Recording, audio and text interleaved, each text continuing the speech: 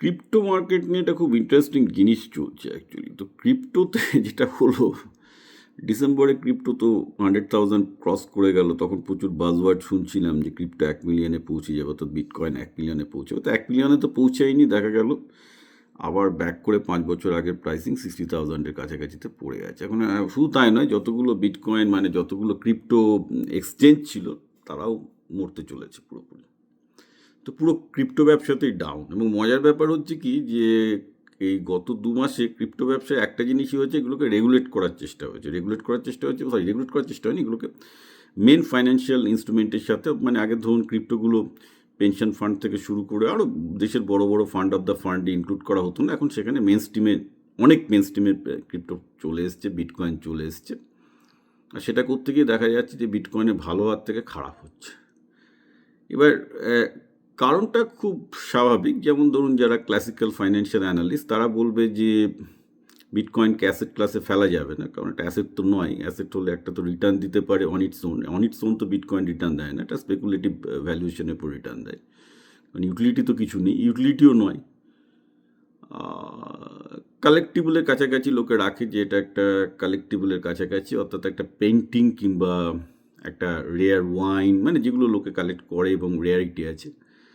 এবার সেই রেয়ারিটির প্রশ্নটা তো সমস্যা আছে, কারণ শুধু তো বিটকয়েন নয়, এখন আরও হাজার রকমের কয়েন বেরিয়ে গেছে। তো আপনি রেয়ারিটিকেই বা কী করে ডিফেন্ড করবেন?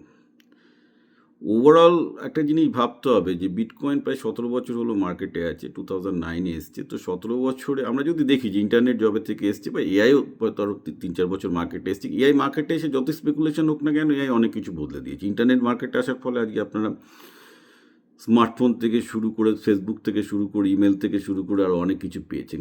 কিন্তু ক্রিপ্টো আসার পর আপনি কী পেলেন? মোটামুটি জুয়া খেলা আর প্রস্টিটিউশন, এই দুটো ছাড়া আর কত? জুয়া খেলা, প্রস্টিটিউশন আর ড্রাগের প্রাইসিং, অর্থাৎ যত ইলিগাল অবৈধ কাজ ছাড়া কিন্তু ক্রিপ্টোর এখনও কোনো সিধা ব্যবহার বেরোলো না। তো ন্যাচারালি এই জায়গাটা খুব চিন্তার ব্যাপার যে ক্রিপ্টোর কোনো লেজিটিমেট ইউজ কেস পাওয়া যাচ্ছে না। পাওয়া যাচ্ছে 3টি লেজিটিমেট ইউজ কেস: প্রস্টিটিউশন, ড্রাগের ব্যবসা আর গ্যাম্বলিং। এই 3টি জায়গাতে ক্রিপ্টো প্রচুর ইউজ হয় এবং 3টেই বড় মার্কেট, কোনো সন্দেহ নেই।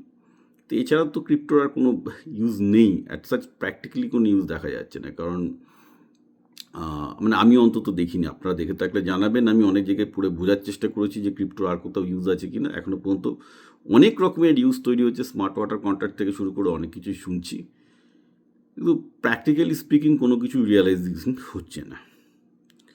তো এখন চিন্তা হচ্ছে যে বিটকয়েন যেটা 60,000-এর কাছাকাছি দাঁড়িয়ে আছে, সেটা উপরের দিকে উঠবে না আস্তে আস্তে নিচের দিকে নামবে। ফাইন্যান্সিয়াল অ্যানালিস্ট যারা ক্লাসিক্যাল, তারা বলছেন যে বিটকয়েন এবার আস্তে আস্তে মুখ থুবড়ে পড়বে, কারণ যত বিটকয়েনকে ডিরেগুলাইজ করার চেষ্টা হয়েছে, ওর মধ্যে জায়গায় একটা এক্সোটিক ব্যাপারটা ছিল। মানে ঠিক আছে, এইসব যে ইলিগাল ট্রানজাকশান যেগুলো হচ্ছিল, সেগুলো তো তাও হচ্ছিল, যেহেতু লুকিয়ে চুরিয়ে করছিল, তাও একটা ভ্যালু ছিল। এখন এগুলোকে পুরোপুরি মেন স্ট্রিমে আসাতে সেই ভ্যালুটাও থাকবে না। এটা বাইরে, এটা আমার নয়, আমি অতটা ফাইন্যান্সিয়াল অ্যানালিস্ট নই। আমি যেটা ফাইন্যান্সিয়াল অ্যানালিস্টদের নিউজ শুনছিলাম তার ভিত্তিতে বলছি। তো it's a very interesting time that will pass. তো এগেন এটাও একটা জুয়ার মতো হয়ে যাচ্ছে, কেই বলতে পারবে না যে ফিউচারটা কোথায় উপরে উঠবে না নিচে নামবে। কিন্তু ক্লাসিক্যাল যারা অ্যানালিস্ট তারা কিন্তু বলছেন যে বিটকয়েনকে কোনো ক্লাসে ফেলা যাচ্ছে না, না কালেক্টেবল, না ইউটিলিটি, না আপনার কারেন্সি, না অ্যাসেট। এই 4টেই ক্লাস হয়: অ্যাসেট, ইউটিলিটি, কারেন্সি কিংবা কালেক্টেবল। এই 4টে ক্লাসে কোনোটাতেই বিটকয়েনকে ফেলা যাচ্ছে না। তাহলে কি?